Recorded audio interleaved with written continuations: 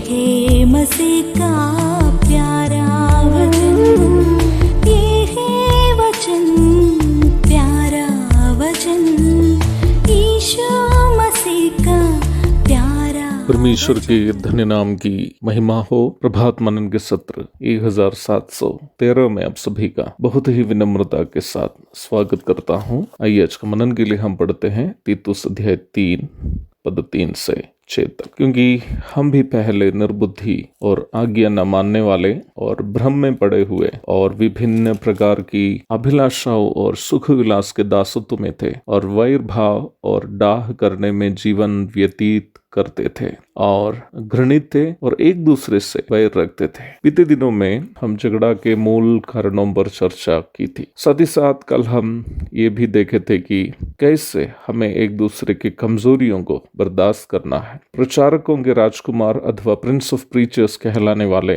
विश्वविख्यात प्रचारक चार्ल्स स्पर्जन का एक विश्वविख्यात प्रस्ताव है, अगर कोई आपको बुरा कहता है तो कभी भी नाराज नहीं होना है, क्योंकि वो आपको जितना बुरा समझा था उससे अधिक आप बुरे थे। प्रारंभ में पढ़ा गया बाइबल भाग में प्रेरित पौलुस भी यही सच्चाई हमें याद दिला रहा है। हमें क्यों एक दूसरे को सहना है, क्यों हमें एक दूसरे के बोझ उठाने हैं, उसकी क्या जरूरत है। पौलुस कह रहा है क्योंकि हम भी पहले निर्बुद्धि और आज्ञा न मानने वाले और भ्रम में पड़े हुए और विभिन्न प्रकार की अभिलाषाओं अर्थात सुख विलास के दासत्व में थे और वैर भाव और डाह करने में जीवन व्यतीत करते थे और घृणित थे और एक दूसरे से वैर रखते थे। यह एक बात विषय से अलग होकर मैं कहना चाहता हूँ। हम भी हैं करके यह नहीं लिखा है, बल्कि ये लिखा है कि हम भी थे। दोनों का अंदर आप अच्छा से जानते ही होंगे। हम भी थे परंतु अभी नहीं है। 4 से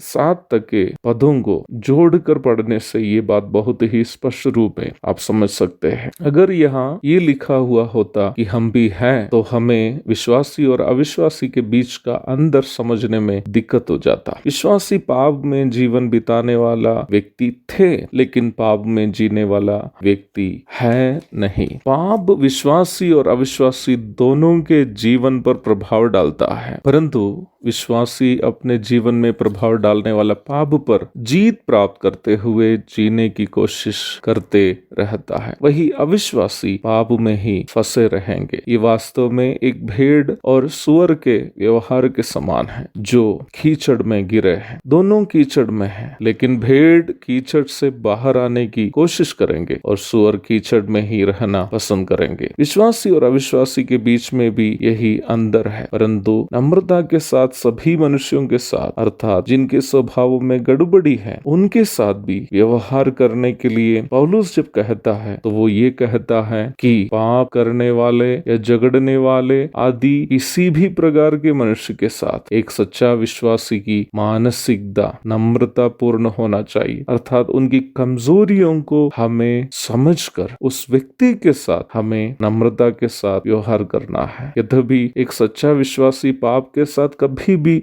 समझौता तो नहीं करेंगे, करना नहीं चाहिए, परंतु वो पाप किए हुए व्यक्ति से नफरत भी नहीं करना है, क्योंकि विश्वासी को याद रखनी है कि वो भी अपने उद्धार पाने के पूर्व के पापमय जीवन में ऐसा ही पापमय जीवन बिताने वाले थे जैसे अविश्वासी जी रहे हैं। इसलिए अविश्वासी व्यक्तियों के साथ या पाप में फंसे हुए लोगों के साथ हमें उनके पाप के साथ समझौता नहीं किए हुए भी उस व्यक्ति को स्वीकार करने का अर्थात उस व्यक्ति से नफरत नहीं करने की मानसिकता हमें होनी चाहिए। एक और शुभ दिन की धन्य कामनाओं के साथ आज का मनन मैं यहाँ समाप्त करता हूँ। प्रभु आप सबको आशीष दे। आमीन।